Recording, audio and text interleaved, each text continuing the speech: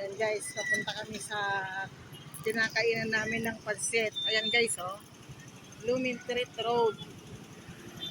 Ayan, Lumentreat Road guys. Dito yung pinupuntahan namin kainan ng pansit.